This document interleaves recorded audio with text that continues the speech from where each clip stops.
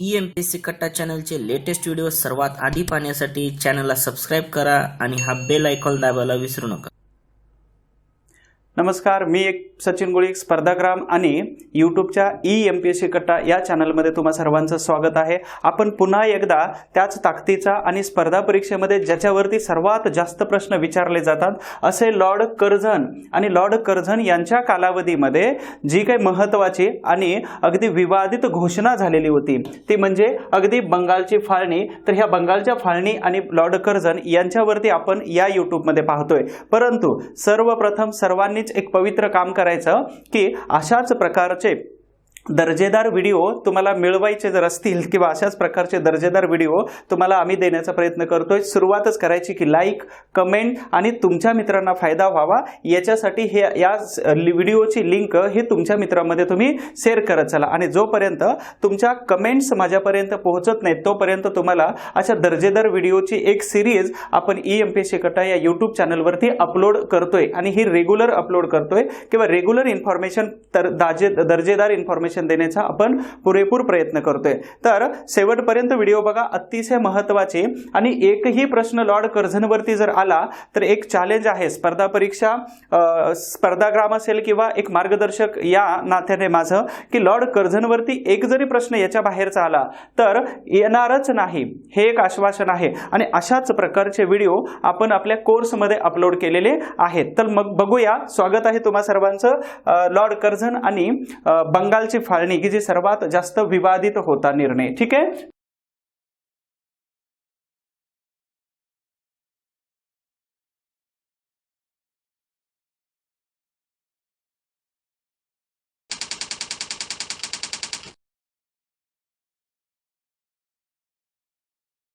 तर हे आहेत लॉर्ड कर्झन। या लॉर्ड कर्झन यांचं सुरुवातीचं आयुष्य जे आहे तर 1885 मध्ये ते लॉर्ड सॉल्सबरी यांचा दुय्यम चिटणीस या पदावरती त्यांनी काम केलेलं होतं। ठीक आहे, त्याच्यानंतर 1886 मध्ये ब्रिटनच्या संसदेवरती ते निवडून गेलेले होते। अगदी एक गोष्ट लक्षात ठेवायची, लॉर्ड कर्झन हा असा एकमेव व्यक्ती आहे की भारतात व्हाईसरॉय होण्याच्या अगोदर 4 वेळा येऊन गेलेले होते। पहिली गोष्ट।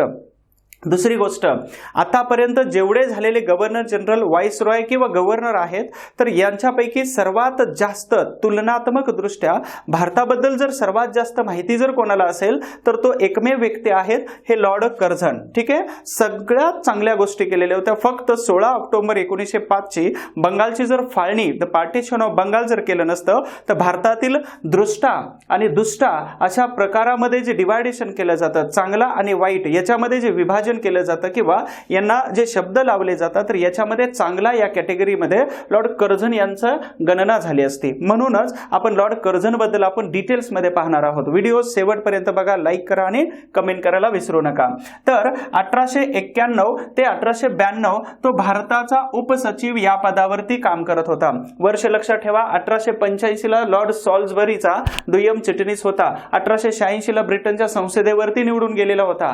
1891-92 मध्ये तो भारताचा उपसेक्रेटरी होता, वाईस सेक्रेटरी होता।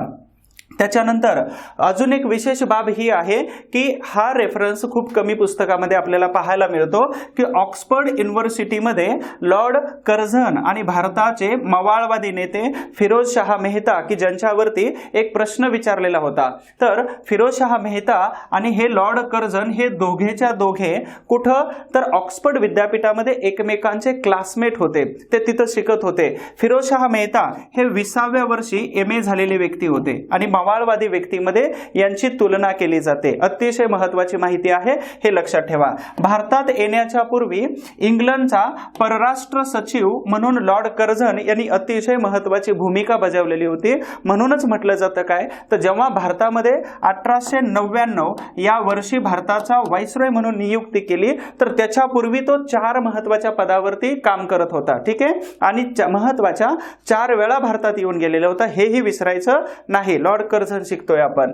तर भारतात कर्झन आल्याबरोबर त्यांनी काय केलं तर तब्बल 12 खाती नेमलेली होती, 12 खाती बनवली आणि त्याच्यावरती वेगवेगळ्या समित्या नेमलेल्या होत्या। म्हणूनच या त्याच्या कारकिर्दीला एक समिती प्रशासन म्हणून ओळखलं जातं. ठीक आहे, लॉर्ड कर्झन प्रत्येक लाईनला लॉर्ड कर्झनचा प्रश्न बनतो आणि आयोगाचं धाडसही होणार नाही की या इन्फॉर्मेशन जेवढे आपण पुढे दिलेले आहे तर याच्या बाहेर एकही प्रश्न जाणार नाही. मग पुढे बघूया आपण 1899. आपण आता सिक्वेन्स कुठपासून पाहतोय तर इथं 1899 ला लॉर्ड कर्झन भारतामध्ये व्हाईसरॉय या पदावरती नेमणूक झाले आणि आले.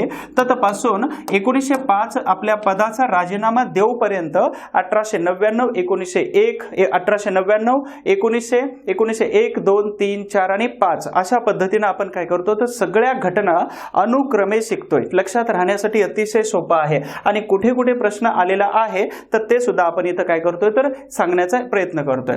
तर इथं बघूया, सुरुवातच आहे 1899 ची. 1899 मध्ये भारतीय टंकलेखन आणि पत्रमुद्रा कायदा हा केलेला होता, भारतामध्ये पास केला होता 1899 रोजी भारतात आल्या आणि या कायद्याचा परिणाम असा झाला की भारतामध्ये पाऊंड हे इंग्लंडचं जे चलन आहे तर हे भारतात काय केलं होतं त्यांनी अधिकृत केलेलं होतं. तर हे इंग्लंडचं चलन पाऊंड इथं आपण फोटो माध्यमातून दाखवण्याचा प्रयत्न केलेला आहे की ज्या पाऊंड वरती राणी कोण आहेत तर राणी व्हिक्टोरिया आहेत.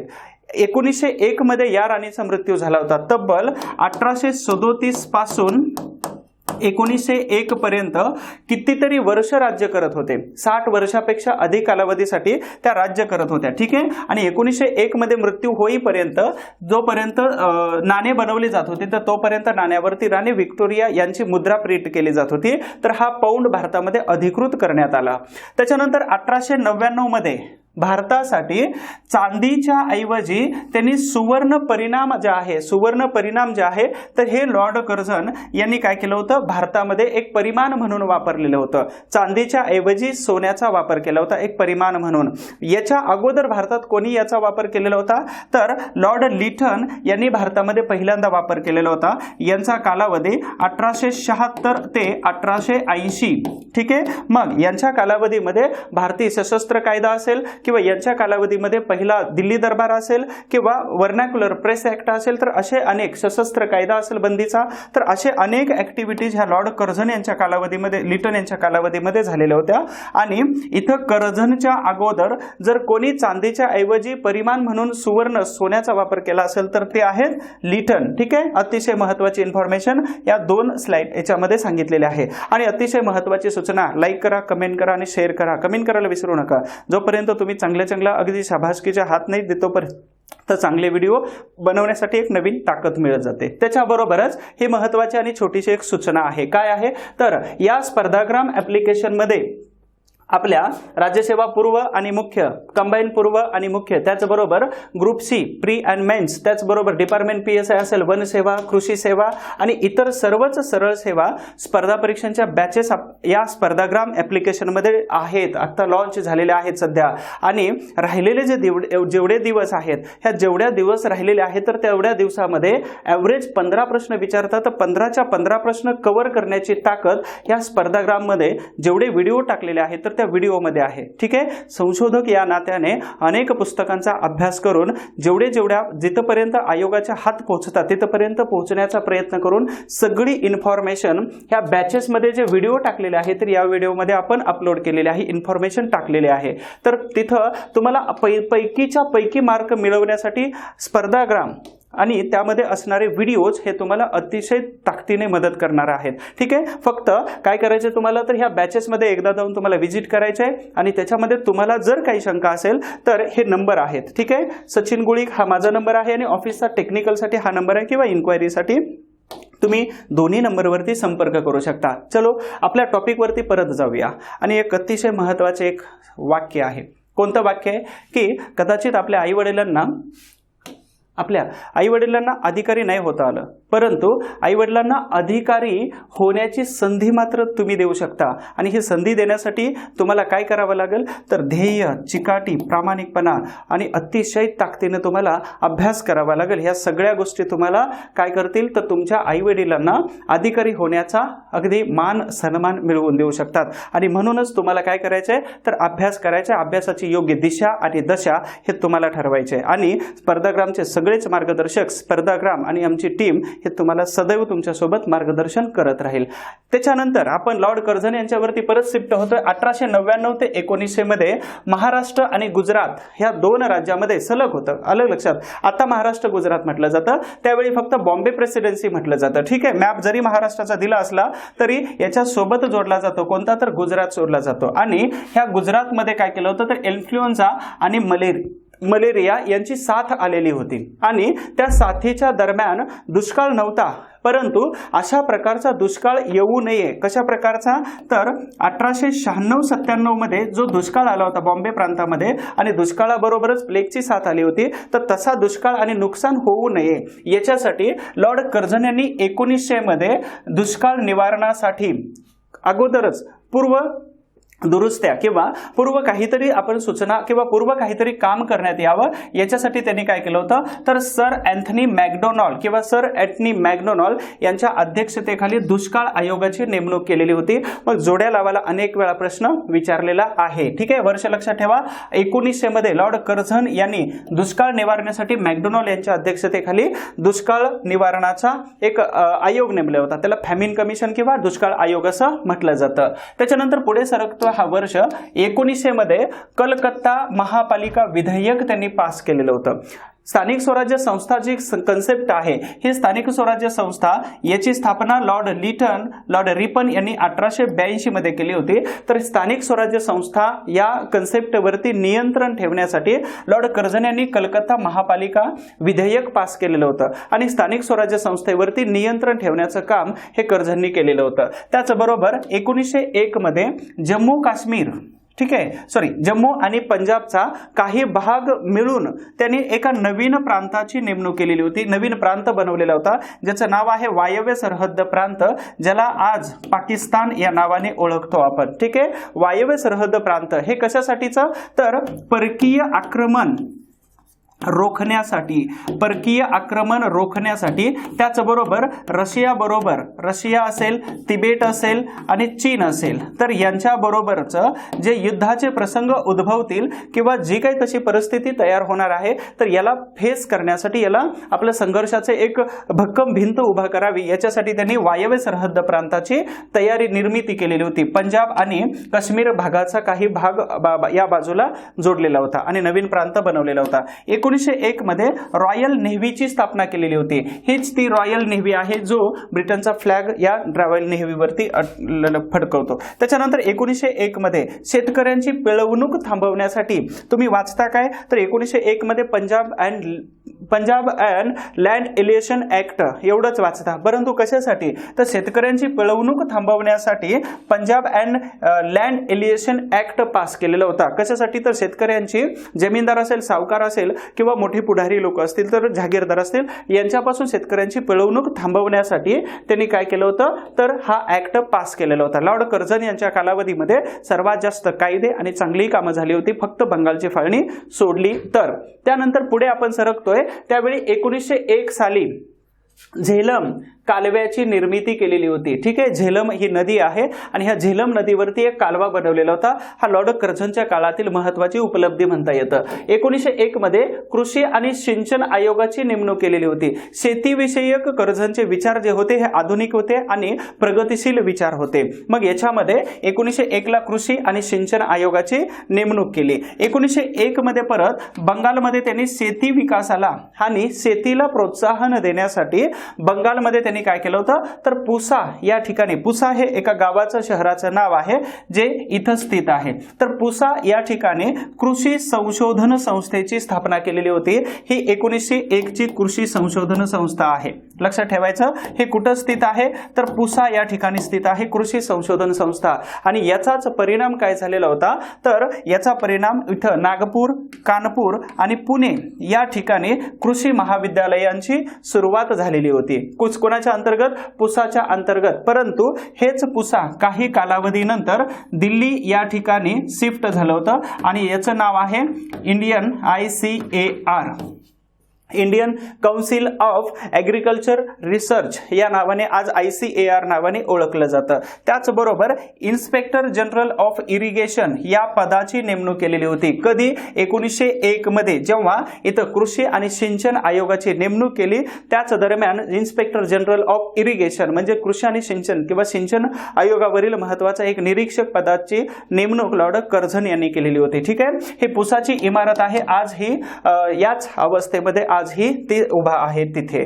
त्याच्यानंतर महत्वाचं 1901 मध्ये भारतीय राजपुत्रांना उच्च शिक्षण देण्यासाठी लॉर्ड कर्झन यांनी काय केलं होतं तर इम्पेरियल कॅडेट कोअरची स्थापना केलेली होती. मग भारतीय राजपुत्र असतील त्याचबरोबर ब्रिटनचे काही महत्वाचे व्यक्ती असतील, काही मुलं असतील जे राजघराण्यामधून असतील किंवा अतिशय मोठ्या पदावरील व्यक्तींची काही मुलं असतील तर यांच्यासाठी इम्पेरियल कॅडेट कोअरची स्थापना 1901 मध्ये लॉर्ड कर्झन यांनी केलेली होती. लक्षात ठेवायचं कलकत्ता या ठिकाणी.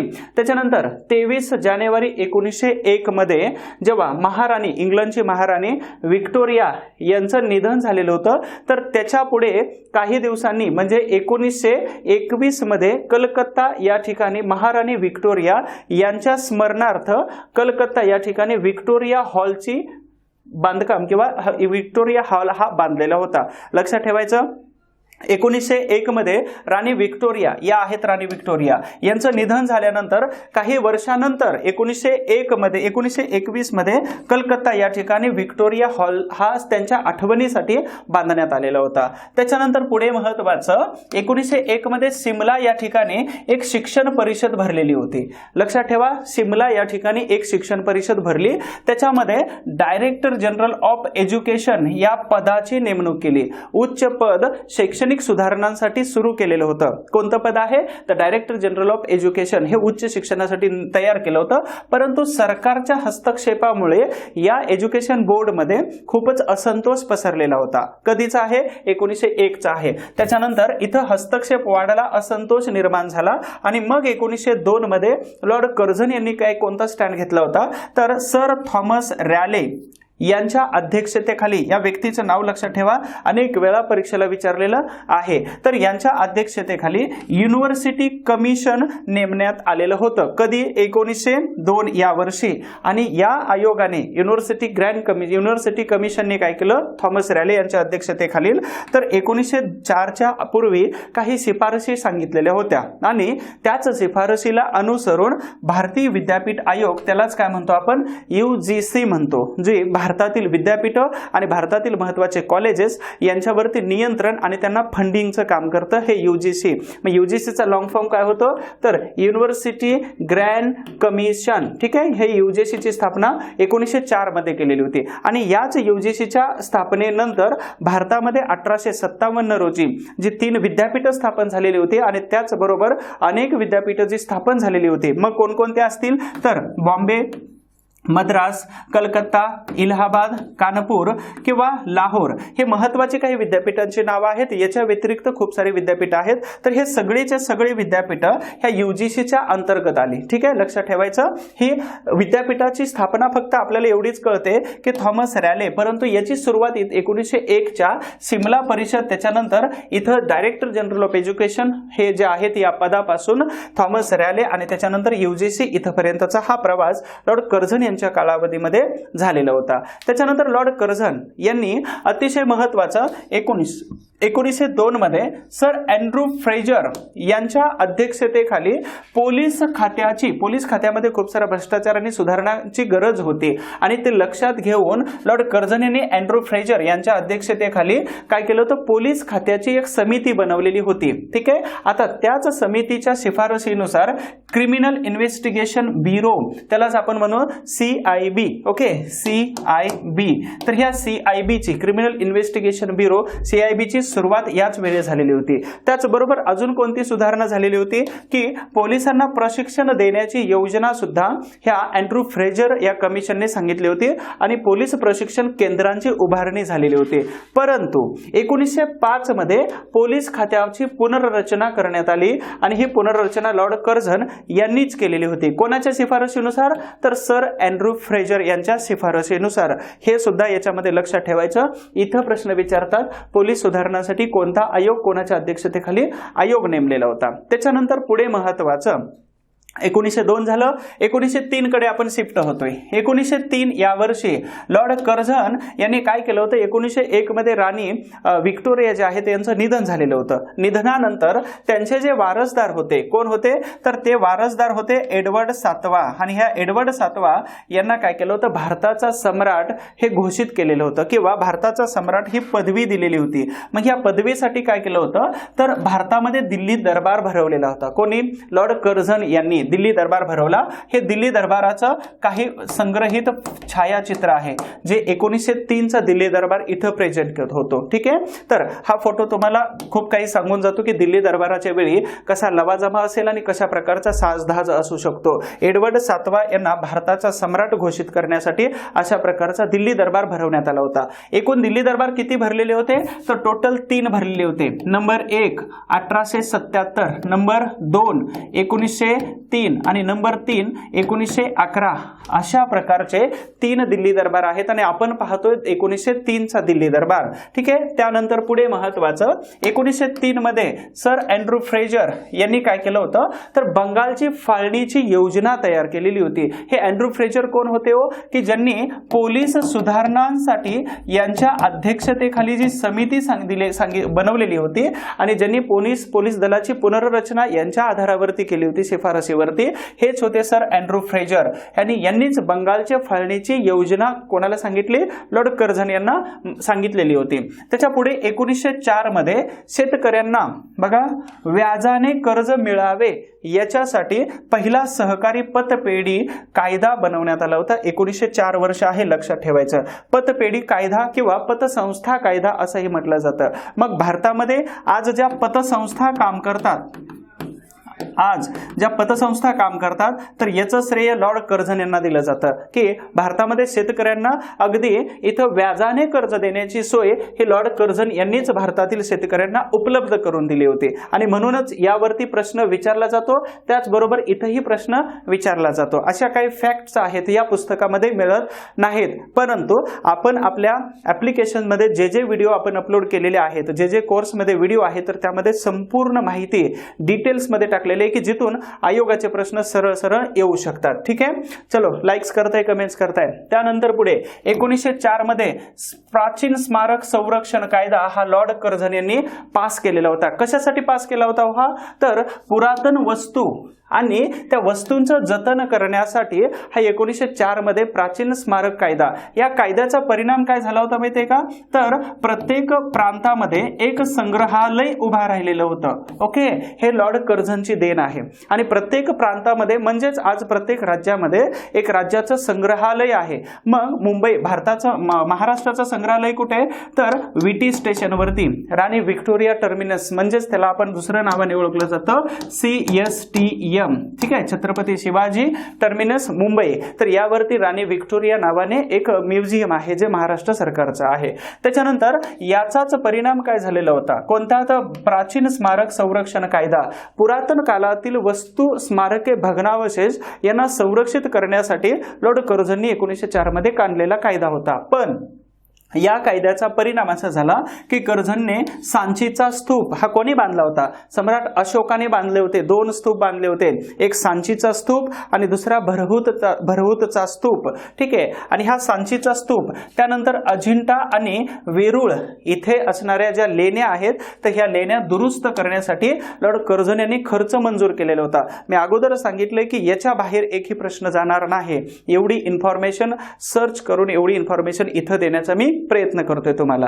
चलो शेवटपर्यंत बघा मात्र व्हिडिओ. त्याच्यानंतर लॉर्ड कर्झन याने व्यापार आणि उद्योगधंदे याच्यासाठी एक विशेष आणि वेगळं खातं बनवलेलं होतं की सरकारच्या मदतीने व्यापार आणि उद्योग उभा केले जावेत आणि त्याच्यासाठी सरकारने विशेष या उद्योगधंद्यांसाठी सपोर्ट केला जावा.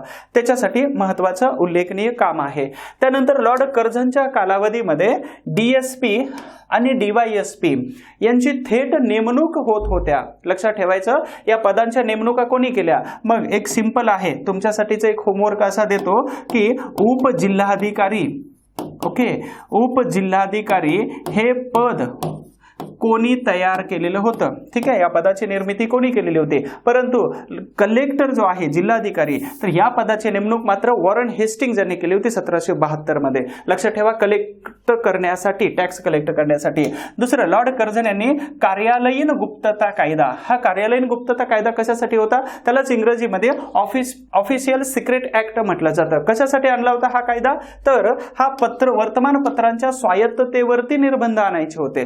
म्हणजेच काय, तर पुढे जाऊन आपण काहीतरी कांड करणार आहोत बंगालच्या फाळणीसारखं आणि एवढी मोठी ही विचित्र ऍक्टिव्हिटीज करणार आहोत, तर मग वर्तमानपत्रांना जर लूज सोडलं तर ते आपल्याला हे असं करू देणार नाहीत किंवा जनजागृती सर्वात जास्त होईल. आणि म्हणूनच लॉर्ड कर्झन यांनी काय केलं होतं, तर अगोदरच वर्तमानपत्रांच्या स्वातंत्र्यावरती निर्बंध आणले होते, बंद केलेलं होतं स्वातंत्र्य त्यांचं. ओके, त्यालाच काय म्हटलं जातं, तर कार्यालयीन गुप्तता कायदा, ऑफिशियल सिक्रेट ऍक्ट या नावाने ओळखलं जातं. त्यानंतर पुढे महत्वाचं, भारतात रेल्वेचं विस्तृत जाळे पसरविण्याचं काम हे कोणी केलं होतं, तर लॉर्ड कर्झन यांनी केलेलं होतं. म्हणून सर्वात जास्त श्रेय कोणाला जातं, तर लॉर्ड कर्झन यांना. मग दोन व्यक्तींची नावं इथं लिहावीशी वाटतात. एक आहेत कोण, तर लॉर्ड डलहौसी, आधुनिक भारताचे निर्माते म्हटलं जातं त्यांना, की यांच्या अगदी खालसा धोरणाचा परिणाम म्हणजे भारतात 1857चा उठाव. परंतु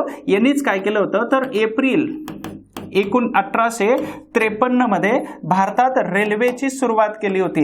कशासाठी, इंग्रजांनी स्वतःच्या स्वार्थासाठी केली होती, पण त्याचा परिणाम हा दूरगामी भारतामध्ये झालेला होता. आणि यांनी जरी सुरुवात केलेली असेल तरी लॉर्ड कर्झन हा जो व्यक्ती आहे, हे जे व्हाईसरॉय होते, तर यांनी काय केलं होतं, तर याचा विस्तार हा सर्वात जास्त केलेला होता. म्हणून इथं दोन्ही व्यक्ती महत्वाच्या आहेत. आता या दोन्ही व्यक्तींबद्दल एक वाक्य किंवा कॉमन एक विधान आहे. कोणतं आहे, तर यानं जर खालसा धोरण राबवलेलं नसतं, ओके, आणि याने जर बंगालची फाळणी जर केलेली नसती, तर ह्या दोघांचा चेहरा आणि मोहरा आणि शिकवण्याची पद्धत आणि त्यांच्याकडे पाहण्याचा दृष्टिकोन हा इतिहासकारांचा, लिहिणाऱ्यांचा, शिकवणाऱ्यांचा आणि अभ्यास करणाऱ्यांचा हा टोटली वेगळा असता. केवळ यांनी केलेलं खालसा धोरण आणि यांचं असलेलं काय होतं, तर बंगालची फाळणी, याच्यामुळे यांच्याकडे पाहण्याचा चेहरा मोहराच पूर्ण बदलून गेला. आणि म्हणूनच आपण दृष्ट किंवा दुष्टा पुरुष या नावाने आपण त्यांनाच ओळखतो. ठीक आहे, हे दोन महापुरुष लक्षात ठेवा. भारतीय इतिहासामध्ये या दोन्ही गव्हर्नर जनरलवरती सर्वात जास्त प्रश्न विचारले जातात आणि म्हणूनच आपण काय करतो, तर लॉर्ड कर्झन यांच्यावरती पूर्ण डिटेल्स खडानाखडा माहिती घेतोय. काही जरी शंका असली की इथं नंबर आहे मार्गदर्शकाचा, माझा नंबर आहे, कधीही फोन करायचा, कधीही अवेलेबल आहे आपण. आणि कोणत्या प्रकारची शंका असेल तर तुम्ही विचारत चला.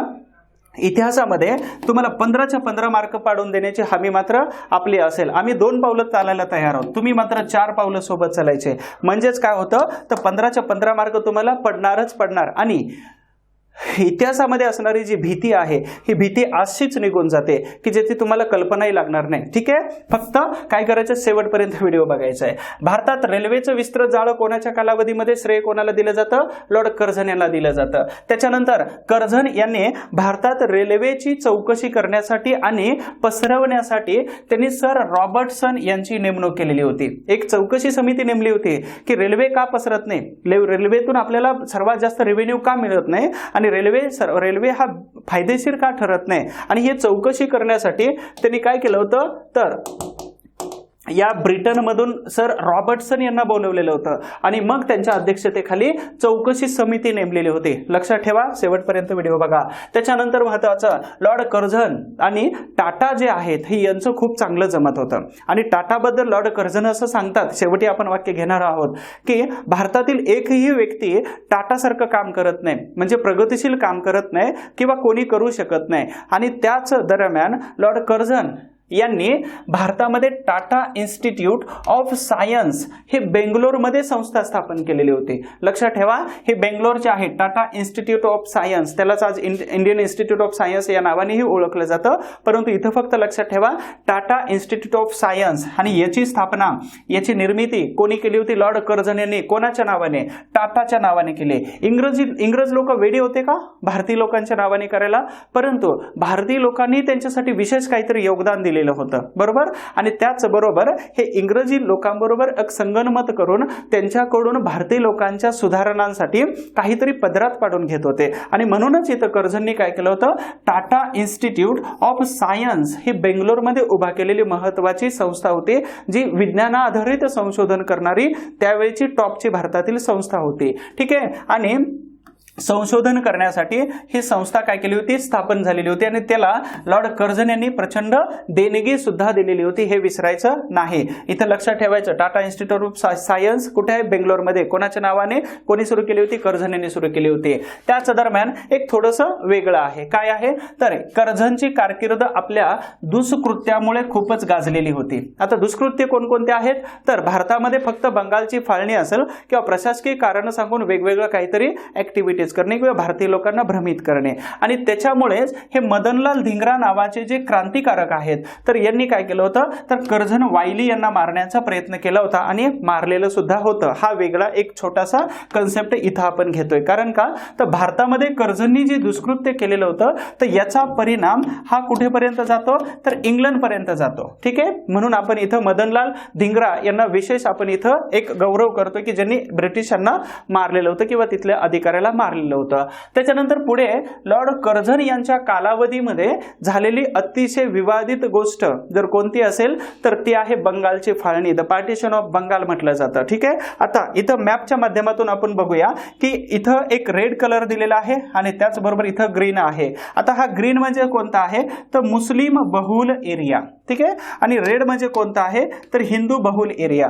लॉर्ड कर्झन याला हेच सांगायचं होतं की हिंदू आणि मुस्लिम हे दोघेही इंडियन नॅशनल काँग्रेसचा पार्ट होते, भारतीय राष्ट्रीय काँग्रेसचा पार्ट होते. आणि भारतीय राष्ट्रीय काँग्रेसमध्ये सर्वात जास्त बहुमत कोणाचं होतं तर हिंदू लोकांचं होतं, समुदायाचं होतं. मग हिंदूंना वेगळं करणं अशक्य आहे हे जेव्हा लॉर्ड कर्झन यांना समजलं तर त्याच वेळी यांनी काय केलं तर मुस्लिमांच्या बाजूने काय केलं तर दगड फेकायला सुरुवात केली. जर आपल्या गळाला इथून लागले तर आपलं काय होणार आहे तर इंडियन नॅशनल काँग्रेसची ताकद कमी होणार आहे. आणि ताकद जर कमी झाली तर आपल्याला प्रशासन करणं आणि विभागणी करणं सोपं जाणार आहे. म्हणून यांनी काय केलं होतं तर प्रशासकीय कारण सांगितलं. ठीक आहे. आणि प्रशासकीय कारण सांगून काय केलं तर इथं मुस्लिमांचा भाग वेगळा केला आणि हिंदूंचा भाग इथं वेगळा केलेला होता. म्हणून या मॅपच्या माध्यमातून तुम्हाला सगळं लक्षात येईल. आपण पुढच्या स्लाइडमध्ये शब्द स्वरूपामध्ये घेतोय की लोकसंख्या किती होती, त्याचबरोबर याचा एरिया किती होता, हे संपूर्ण डिटेल्स आपण इथं घेणार आहोत पुढच्या स्लाइडमध्ये. परंतु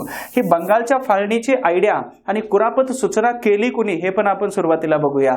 तर इथं फेब्रुवारी 1901 बंगालमध्ये भारताचा व्हाईसरॉय म्हणून लॉर्ड कर्झन 1899 मध्ये आला, बरोबर. आणि त्याच्यानंतर 1901 मध्ये बंगालची फाळणी करण्याची शिफारस जी आहे तर ही शिफारस अँड्रू फ्रेजर यांनी केलेली होती. अँड्रू फ्रेजर यांनी 2 वेळा सांगितलं होतं की शिफारस केली पाहिजे. आता 2 वेळा कधी तर फेब्रुवारी 1901 मध्ये एकदा आणि त्याच्यानंतर 1903 मध्ये एकदा त्यांनी काय केलं होतं तर योजना मांडलेली होती. परंतु लॉर्ड कर्झन यांनी ऍक्च्युली ही योजना किंवा ही शिफारस ऍक्सेप्ट कधी केली होती तर 16 ऑक्टोबर 1905 मध्ये ऍक्च्युली बंगालची फाळणी केल्याची ही तारीख आहे, बरोबर. परंतु ह्या व्यक्तीला सुद्धा विसरायचं नाही. कारण काय केलं जातं आपल्याला बंगालची फाळणी म्हटलं की लॉर्ड कर्झन हे समीकरण जोडलं जातं. परंतु याची शिफारस कोणी केली होती तर ही लॉर्ड अँड्रू फ्रेजर की ज्यांनी भारतामध्ये पोलीस सुधारणांसाठी यांच्या अध्यक्षतेखाली एक आयोग नेमलेला होता. हे व्यक्ती विसरायचे नाहीत. त्याचबरोबर हा जो बंगालची फाळणी केलेली होती, बंगालच्या फाळणीमध्ये विशेष काय होतं तर 5 हिंदू संस्थाने हे बंगालपासून वेगळी केलेली होती. म्हणजे इथं ह्या रेडमध्ये लाल कलर मध्ये जे दाखवलेला भाग आहे तर हे 5 हिंदूंची संस्थान आहेत.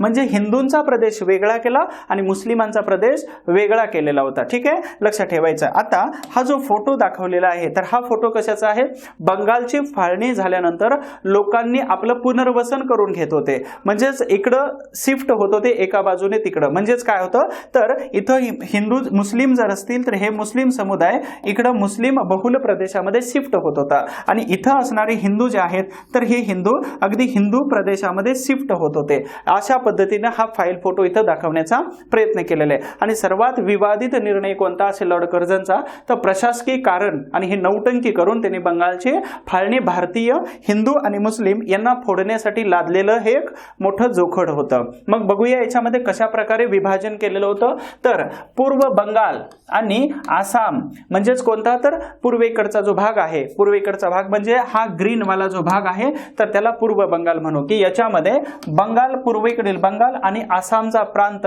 याच्यामध्ये कोणकोणते प्रदेश ऍड केलेले होते लॉर्ड कर्झन यांनी, तर बंगाल प्रांतातून चितगाव, ढाका विभाग व मालदा जिल्हा तोडून शेजारील आसामला जोडलेला होता. पलीकडचा आसाम आहे, ओके, आसामला जोडला होता. आणि हा नवीन प्रांत तयार केला जाईल आणि त्या प्रांताची लोकसंख्या किती होती, तर साधारणतः 31 दशलक्ष एवढी लोकसंख्या होती या नवीन प्रांताची. कोणत्या, तर पूर्व बंगाल आणि आसाम प्रांताची. तो एक पार्ट बनला.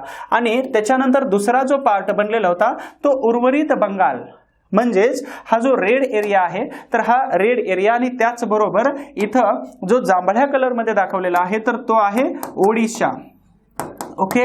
तर हा ओडिशा आणि हा बंगाल, उर्वरित बंगाल, तर याचा मिळून कोणता, तर उर्वरित बंगाल या नावाने ओळखलं जात होतं. मग यामध्ये कोणकोणते होते, तर संबलपूर ओडिशामध्ये होतं. त्याचबरोबर 5 ओरिसातील संस्थाने बंगाल प्रांतात समाविष्ट करून उर्वरित बंगाल हा नवीन शब्द आला. ठीक आहे, उर्वरित बंगाल तयार केला जाईल. आणि त्याची लोकसंख्या किती होती, तर जवळपास 54 दशलक्ष एवढी लोकसंख्या होती. आणि त्यापैकी 18 दशलक्ष हे बंगाली होते आणि 36 दशलक्ष हे बिहारी. आणि त्याचबरोबर काही व्यक्ती ही ओडिया जातीच्या किंवा ओडिशा राज्यातील महत्वाच्या होत्या. म्हणजे याच्यामध्ये 3 प्रांत केले आणि यामध्ये फक्त 2च प्रांत बनवलेले होते. अशा पद्धतीनं हे पार्टिशन केलेलं होतं लॉर्ड कर्झन यांनी.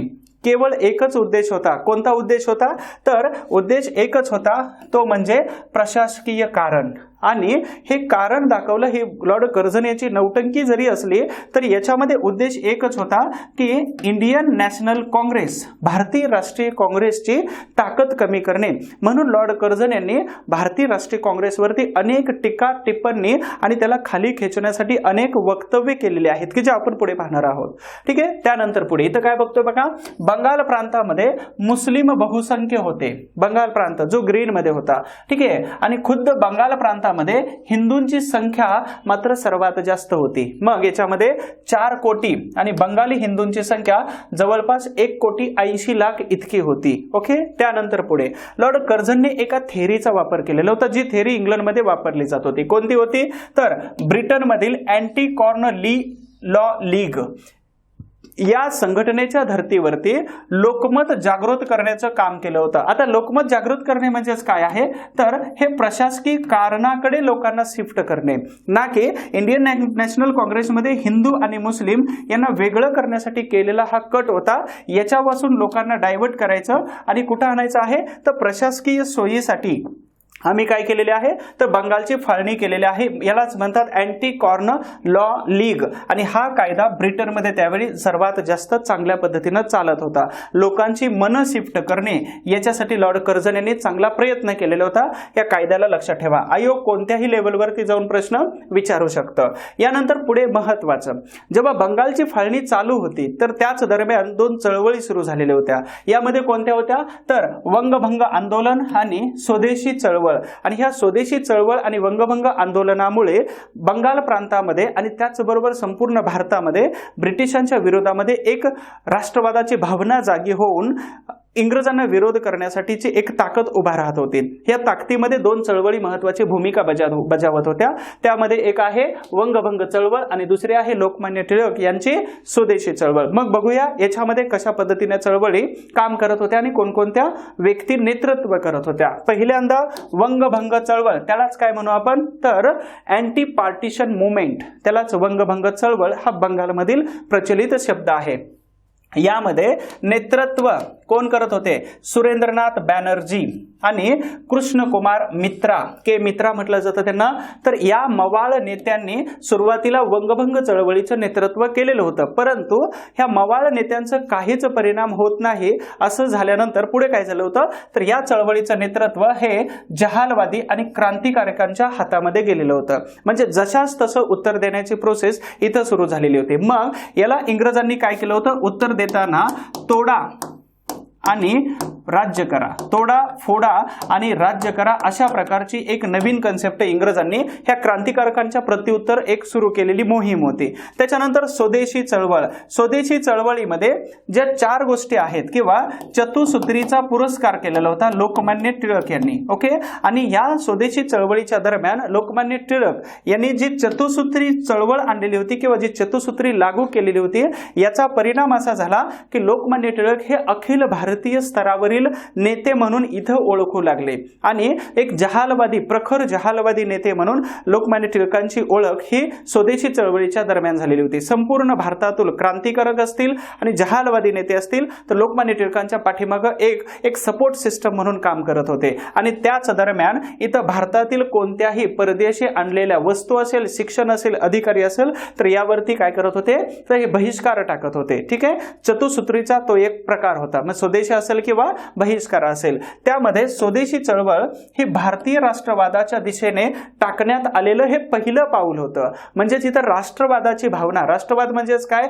तर आपल्याला आपल्याच देशावरती असणारं जे प्रेम हे तयार होणं, त्याला काय म्हटलं जातं, राष्ट्रवाद म्हटलं जातं. आणि ह्या स्वदेशी चळवळीचा परिणाम काय झाला, तर लोकांमध्ये राष्ट्रवादाची भावना, प्रेम तयार होऊ लागलं होतं. मग याचा परिणाम काय, तर क्रांतिकारी पाऊल खुणा इथं पडत होत्या. आणि ही चळवळ म्हणजे सक्रिय सर्वसामान्य लोकांच्या सहभागाचा एक पहिलाच प्रयोग होता, जो महात्मा गांधी यांच्या कितीतरी अगोदर, साधारणतः 15 ते 16 वर्ष अगोदर हा प्रयोग काय केला होता, तर इथं चालू होता आणि तो सक्सेस सुद्धा झालेला होता.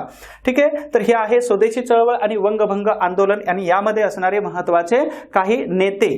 त्यानंतर पुढे महत्वाचं चळवळीचं स्वरूप कशा पद्धतीनं होतं. लॉर्ड कर्झन यांनी सुरू केलेली जी चळवळ आहे, जी बंगालची फाळणी आहे, तर ही काही जरी केलं तर आम्ही लोक एक आहोत आणि एकीचा संदेश देण्यासाठी बंगालमध्ये चळवळीनं वेगवेगळ्या प्रकारचं स्वरूप धारण केलेलं होतं. मग त्या स्वरूपामध्ये काय काय येतं तर बघायचंय. हा दिवस बंगालमध्ये राष्ट्रीय शोक दिन म्हणून पाळण्यात आला. मग कोणता दिवस आहे, परीक्षेला सरळ सरळ विचारतात, बंगालमध्ये राष्ट्रीय शोक दिन म्हणून कोणत्या तारखेला ओळखलं जातं, तर तारीख काय आहे, 16 ऑक्टोबर 1905 आणि ही बंगालच्या फाळणीची तारीख आहे. या तारखेला राष्ट्रीय शोक दिन म्हटलं जातं किंवा त्यालाच काय म्हटलं जातं, the day of nation morning म्हणून घोषित करण्यात आलं होतं. आणि त्या तारखेला कोणीही घरामध्ये जेवण बनवलेलं नव्हतं, राष्ट्रीय शोक दिन पाळलेला होता की आम्ही लोक एकच आहोत. हिंदू मुस्लिमांनी एकमेकांना राखी बांधलेली होती. म्हणजेच काय, तर इथं रक्षाबंधनाचा अनोखा सण इथं आपल्या वेगळ्या पद्धतीनं साजरा केला होता. ठीक आहे, बरं. त्याचबरोबर रवींद्रनाथ टागोर जे आहेत, ज्यांनी 1913 मध्ये साहित्याचा भारतातील मिळवणारा पहिला पुरस्कार मिळवला, हे रवींद्रनाथ टागोर यांनी काय केलं होतं, तर सप्टेंबरमध्ये लिहिलेलं एक गीत होतं, अमार सोनार बांगला. हे अमार सोनार बांगला जे गीत होतं हे असंख्य लोकांनी गायलं गेलं. बंगाल प्रांतामध्ये बंगाली लोकांनी हे आपल्या ताकदीचं प्रतीक होतं, प्रेरणेचं प्रतीक म्हणून या गीताला त्यांनी म्हटलं गेलं. आता त्याचा परिणाम काय झाला होता, तर 1971 मध्ये जेव्हा उत्तर पश्चिम पाकिस्तान आणि पूर्व पाकिस्तान यांच्यामध्ये जेव्हा लढाई झालेली होती, तर या पूर्व पाकिस्तान म्हणजे आजच्या बंगालला भारताने मदत केली, इंदिरा गांधींच्या सरकारने मदत केली आणि पूर्व पाकिस्तान म्हणजेच आज बांगलादेश हा भारताच्या मदतीने एक वेगळा देश म्हणून गुणगौरवाने उभा आहे. आणि याच देशाने रवींद्रनाथ टागोर यांच्या द्वारा लिहिले गेलेलं जे गीत आहे, कोणतं, अमार सोनार बांगला, तर हे गीत राष्ट्रगीत म्हणून स्वीकारलं. म्हणून रवींद्रनाथ टागोर यांचा गौरव केला जातो असा की दोन देशांचं राष्ट्र राष्ट्रगीत लिहिणारे जगातील एकमेव महापुरुष, एकमेव पुरुष आहेत, अशी इन्फॉर्मेशन रवींद्रनाथ टागोर यांच्या खजिन्यामध्ये आपण ऍड करू शकतो. त्यानंतर पुढे उपवासाचा दिवस, लोकांनी चुलीच पेटवलेल्या नव्हत्या म्हणून द डे ऑफ फास्टिंग हा साजरा केला होता. लोकांनी काय केलं होतं, सकाळी सकाळी उठले, रस्त्यावरून बंकिमचंद्र चटर्जी यांचं आनंदमठ कादंबरीमधलं जे वंदे मातरम जे गीत आहे हे गीत गुणगुणत गंगा नदीच्या किनाऱ्यावरती गेले. सगळ्यांनी आंघोळ केल्या, हिंदू आणि मुस्लिमांनी आंघोळ केल्या आणि आंघोळीचा कार्यक्रम झाल्यानंतर एकमेकांना राख्या बांधल्या. ओके, हा अनोखा कार्यक्रम भारतामध्ये पहिल्यांदा झालेला होता. याचं कारण काय होतं तर हिंदू आणि मुस्लिम आम्ही एकच आहोत हे भारतीयांना दाखवून द्यायचं होतं लॉर्ड कर्झनना. आमची ताकद, आमची युनिटी एकच आहे हे दाखवून द्यायचं होतं लॉर्ड कर्झनला. आणि याला बळी पडून Lord Curzon the partition of Bengal पाठीमागे घेतील असं या आंदोलनकर्त्यांना किंवा चळवळीच्या कार्यकर्त्यांना वाटत होतं आणि म्हणून हे चळवळीचं स्वरूप अशा पद्धतीचं होतं. ठीक आहे. त्यानंतर पुढे महत्वाचं, सुरेंद्रनाथ बॅनर्जी यांनी आपल्या द बेंगाली या पत्रातून त्याच दिवशी बंगालमध्ये अभूतपूर्व लढा सुरू केलेला होता प्रचार आणि प्रसार करून आणि जवळपास त्यांनी 50,000च्या सभेला संबोधलेलं होतं. कोणी तर सुरेंद्रनाथ बॅनर्जी यांनी. म्हणून लक्षात ठेवा हे नाव विशेष आहे भारतीय इतिहासामध्ये. आपण विशेष यांच्यावरती एक लेक्चर घेणार आहोत आणि त्या दरम्यान ह्या गोष्टी रिपीट होऊन अनेक गोष्टी ह्या सुरेंद्रनाथ बॅनर्जी ज्याची जिथं जिथं प्रश्न विचारला जातो तिथपर्यंत सगळ्या आपण कव्हर करण्याचा प्रयत्न करणार आहोत. इथं फक्त लक्षात ठेवायचं आहे काय तर आपल्या द बेंगाली या पत्रातून त्यांनी अभूतपूर्व लढा दिलेला होता आणि 50,000 लोकांच्या सभेला त्यांनी संबोधलेलं होतं. त्यानंतर जोपर्यंत बंगालची फाळणी रद्द होत नाही, बघा घोषवाक्य काय होतं, जोपर्यंत बंगालची फाळणी रद्द होत नाही तोपर्यंत बहिष्कार चळवळीस सरकार विरुद्ध पाठिंबा व्यक्त करण्यात आलेला नव्हता. ठीक आहे. सरकारच्या विरोधामध्ये त्यांनी पाठिंबा दिलेला होता जनतेला. आपल्या न्यूजपेपरच्या माध्यमातून प्रचार आणि प्रसार करत होते. हे आहेत सुरेंद्रनाथ बॅनर्जी. लक्षात ठेवा महत्वाचे व्यक्ती आहेत भारतीय इतिहासामधील. त्याचबरोबर बंकिमचंद्र चटर्जी यांच्या आनंदमठ या कादंबरीतील वंदे मातरम हे जे गीत आहे तर हे गीत कलकत्त्याच्या सर्वच रस्त्यावरती आणि कलकत्त्याच्या हिंदू मुस्लिम आबाल वृद्धांपासून सगळ्यांच्या ओठावरती एक प्रेरणेचं, एक ताकदीचं आणि एक स्मरणार्थ एक गीत म्हणून काय केलं जात होतं, गायलं जात होतं. हे बंकिमचंद्र चटर्जी यांची ही आनंदमठ नावाची कादंबरी आहे जे क्रांतिकारकांसाठी वंदे मातरम गीत हे एक प्रेरणादायी गीत म्हणून साजरं केलं जात होतं, म्हणत होते.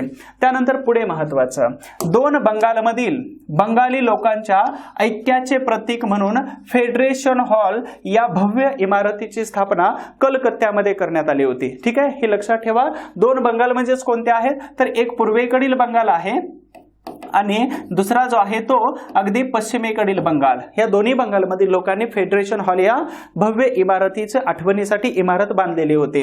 शेवटी ही फाळणी रद्द करण्याचा निर्णय त्यांना घ्यावाच लागलेला होता ब्रिटिश सरकारला. कारण का तर भारतातील जी सुरू झालेली चळवळ आहे, वंगभंग आंदोलन आहे, तर हे आंदोलन आणि चळवळ थांबण्याचं नावच घेत नव्हते आणि म्हणूनच ही चळवळ काय केली होती तर अशा पद्धतीचं चळवळ जर थांबवायची असेल तर आपल्याला पार्टिशन कॅन्सल करावं लागेल आणि रद्द करण्याचा निर्णय हा कुठे घेतला होता तर 3ऱ्या आणि शेवटच्या दिल्ली दरबारामध्ये घेतलेला होता. मग इथं 12 डिसेंबर 1911 मध्ये दिल्लीमध्ये भव्य दरबार भरवण्यात आला. हा दिल्ली दरबाराचं भव्य दिव्य छायाचित्र आपण दाखवण्याचा प्रयत्न केलेला आहे. ठीक आहे. आणि या दरबारामध्ये ब्रिटिश सम्राट पंचम जॉर्ज यांनी बंगालची फाळणी रद्द केल्याची घोषणा केली आणि त्याचबरोबर भारतामध्ये सर्वात पहिल्यांदा मग चळवळ असेल, आंदोलन असेल किंवा लोकांचा जो सहभागाची जी मुवमेंट सुरू होती तर त्या मुवमेंटला इथं एक प्रकारचं यश मिळालेलं होतं. म्हणजे भारतीय लोकांची युनिटी आणि संघटन आणि त्या संघटनाची शक्ती याचं प्रदर्शन आणि याचं सक्सेसचा रेशो जो होता तो हाय होता हे इथं लक्षात येऊन जातं. ठीक आहे. यानंतर पुढे महत्वाचं, फाळणी रद्द झाल्याची घोषणा करण्यात आली. बंगालच्या फाळणीला निरर्थक विरोध आहे यावरती एक मोर्ले यांनी स्टेटमेंट टाकलेलं होतं. हे लॉर्ड मोर्ले जे आहेत हे तत्कालीन भारत मंत्री होते. ठीक आहे. यांच्याच कालावधीमध्ये 1909चा मोर्ले मिंटो सुधारणा कायदा आला की ज्यामध्ये मुस्लिमांना स्वतंत्र मतदारसंघ दिलेला होता. परंतु त्याच मोर्ले यांनी एक विवादात्मक स्टेटमेंट केलेलं होतं, एक वक्तव्य केलेलं होतं. कोणतं तर बंगालच्या फाळणीला विरोध करणे म्हणजे निरर्थक आहे असे सांगताना लॉर्ड मोर्ले काय म्हणतात, तर फाळणी ही एक सेटल्ड फॅक्ट आहे. ठीक आहे, गरजेची आहे, सेटल्ड फॅक्ट आहे असं त्यांनी सांगितलं होतं. परंतु त्याच वेळी भारतीय इतिहासातील अतिशय महत्वाचे व्यक्ती ज्यांना आपण पाठीमागच बघितलं, सुरेंद्रनाथ बॅनर्जी यांनी काय म्हटलं होतं, तर वी अनसेटल्ड सेटल्ड फॅक्ट असं म्हणून त्यांनी प्रत्युत्तर दिलं होतं. लॉर्ड मोर्ले यांच्या त्या वक्तव्याला टीका केलेली होती. ठीक आहे, असं उत्तर दिलं. 1911 मध्ये खरं ठरलं तर की हिंदी राष्ट्रवादी चळवळ जी आहे ते हिंदी राष्ट्रवादी चळवळ ही यशस्वी झालेली आहे आणि लोक एकत्र आली तर इंग्रजांना सुद्धा आपला निर्णय मागे घेता येऊ शकतो अशा प्रकारची ही चळवळ यशस्वी करून भारतीय लोकांनी दाखवलेली होती. एक राष्ट्रवादाची भावना लोकांमध्ये जागी झालेली होती. आता याच दरबारामध्ये कोणत्या, तर 1911च्या याच दरबारामध्ये असं ठरलं की भारताची जी राजधानी आहे ही राजधानी कलकत्त्याहून दिल्लीला हलवण्याचा निर्णय याच दरबारामध्ये घेण्यात आला आणि म्हणून 1911 मध्ये कायदा झाला आणि 1912 मध्ये काय केलं होतं, तर राजधानी दिल्लीची कलकत्त्यावरून दिल्लीला शिफ्ट केली की ज्यावेळी लॉर्ड हार्डिंग हा चांदणी चौकातून हत्तीवरून आपला एंट्री करत होता आणि त्याच दरम्यान रासबिहारी बोस आणि त्यांच्या सहकार्याने त्यांच्यावरती बॉम्ब हल्ला केलेला होता, परंतु जखमी अवस्थेत हा लॉर्ड हार्डिंग पडलेला होता. अशा पद्धतीने हे राजधानी बदलाचा निर्णय सुद्धा इथे झालेला होता.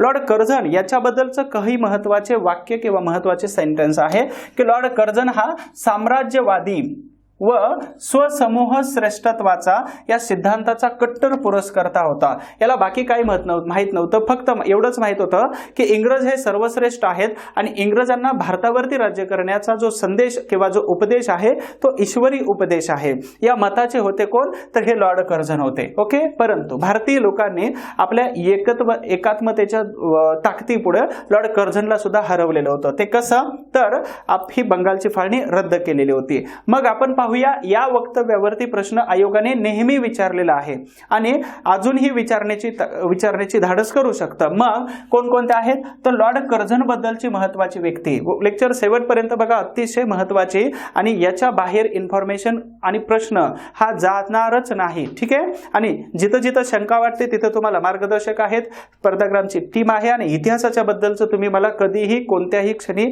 तुम्ही फोन करू शकता. त्याचबरोबर इथं लॉर्ड कर्झन यांच्याबद्दलची भारतीय व्यक्तींनी कोणकोणती वक्तव्य केलेली होती आपण ते पाहणार आहोत. यावरती आयोगाने बऱ्याच वेळा प्रश्न विचारलेला आहे आणि खूप इम्पॉर्टंट टॉपिक आहे हा. ठीक आहे, यामध्ये लोकमान्य टिळक आहेत पहिले. 19 ऑगस्ट 1905 मध्ये त्यांनी केसरी या वर्तमानपत्रामध्ये एक लेख लिहिला होता की ज्यामध्ये लॉर्ड कर्झनची कारकीर्द ही औरंगजेबाच्या प्रतिकृती होती अशा प्रकारचे हे केसरीमध्ये ते लोकमान्य टिळक यांनी लिहिलेलं आहे. हे लक्षात ठेवा पहिलं. यावरती आयोगाने प्रश्न विचारण्याची शक्यता असते. दुसरा प्रश्न येऊ शकतो कुठं, बऱ्याच वेळा हा प्रश्न आलेला आहे. कोणता, इथं 2 शब्द दिलेले आहेत, एक आहे तुलना आणि दुसरा आहे उपमा.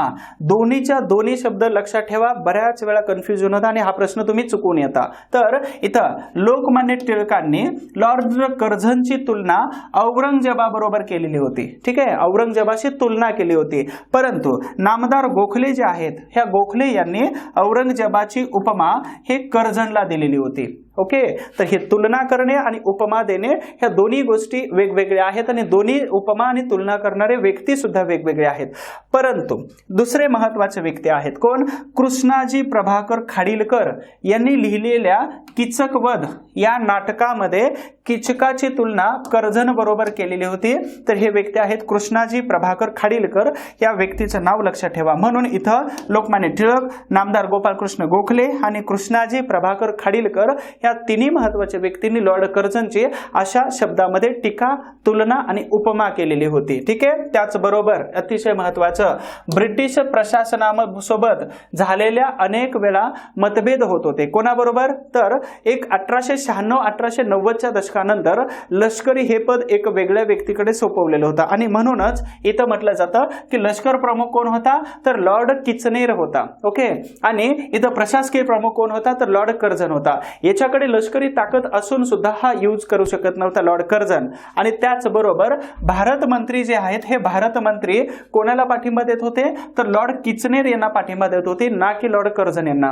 म्हणून किचनेर आणि कर्झन यांच्यामध्ये नेहमी वाद आणि विवादाचे अगदी खटके उडत होते. आणि याच दरम्यान 1905 मध्ये लॉर्ड कर्झन यांचे किचनेर यांच्याबरोबर वाद होऊन त्यांनी आपल्या पदाचा राजीनामा दिला आणि राजीनामा दिल्यानंतर ते इंग्लंडमध्ये निघून गेले, जे परत कधीच भारताकडे आलेले नव्हते. परंतु भारतातून जाण्याच्या अगोदर खूप सारे स्टेटमेंट त्यांनी भारताबद्दल केलेले होते, जे कोणकोणते आहेत आपण इथं पाहणार आहोत.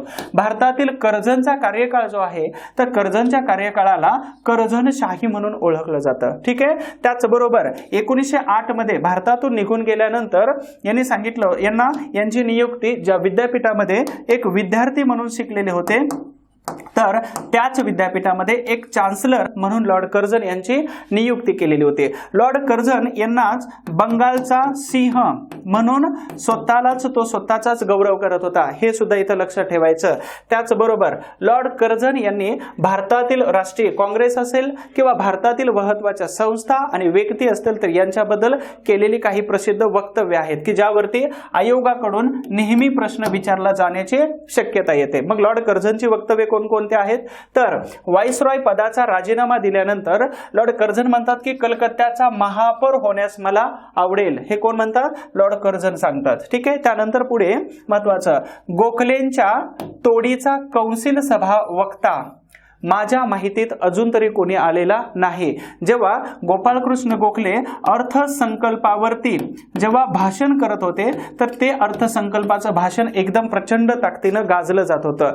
जेव्हा लॉर्ड गोपाळकृष्ण गोखले यांची नियुक्ती केंद्रीय कौन्सिलमध्ये 1902 मध्ये झालेली होती आणि त्यांनी काय केलं होतं तर नामदार हा शब्द तिथं लावला जातो. ठीक आहे. आणि म्हणून यांच्याबद्दल गोपाळकृष्ण गोखले यांच्याबद्दल कर्झनचं हे प्रसिद्ध वक्तव्य आहे. त्यानंतर भारतातील सत्ता लयास गेल्यास ब्रिटिश साम्राज्याचा सूर्य मावळेल अशा प्रकारचं भविष्य लॉर्ड कर्झन यांनी व्यक्त केलेलं होतं. त्यानंतर पुढे, भारत म्हणजे आशिया खंडातील राजकीय स्तंभ आहे आणि या राजकीय स्तंभाची जर सत्ता गेली तर ब्रिटिशाचा सूर्य मावळेल हे वाक्य एकमेकांना जोडून लॉर्ड कर्झन यांचं जोडता येऊ शकतं. त्यानंतर प्लासी युद्धाच्या नंतर सर्वात मोठी जर चूक कोणती असेल तर ती बंगालची फाळणी आहे असं कोण म्हणतात तर लॉर्ड मॅकडोनाल्ड म्हणतात. ओके.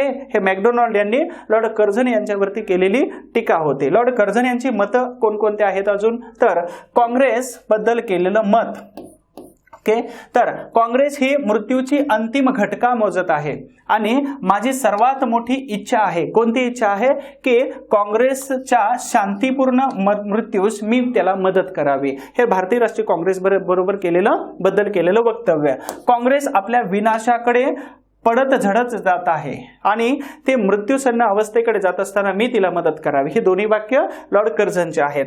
भारतीय व्यापार ठीक आहे आणि उद्योग यांच्या भरभराटीसाठी कोणत्याही तत्कालीन भारतीय उद्योगपतीने किंवा भारतीयांनी जमशेदजी टाटा हे महत्वाचे व्यक्ती आहेत, त्यांचे खूप चांगले आणि जवळचे मित्र होते. तर जमशेदजी टाटा यांच्या एवढे प्रयत्न इतर कोणीच केलेले नाहीत असं वक्तव्य लॉर्ड कर्झन यांनी जमशेदजी टाटा यांच्याबद्दल केलेलं आहे. ओके.